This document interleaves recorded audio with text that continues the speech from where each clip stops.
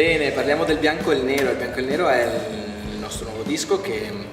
ha questo titolo perché noi vogliamo parlare dei contrasti, di tutto quello che è, che può essere bianco, di tutto quello che può essere nero, di tutto quello che può essere il bene, di tutto quello che può essere il male. Le canzoni bianche parlano di quello che c'è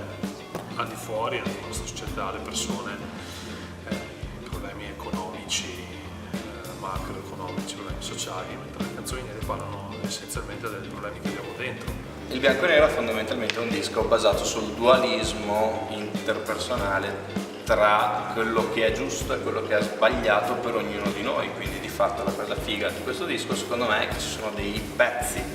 che alcuni di noi vedono come bianchi e altri magari vedono come neri. Credo che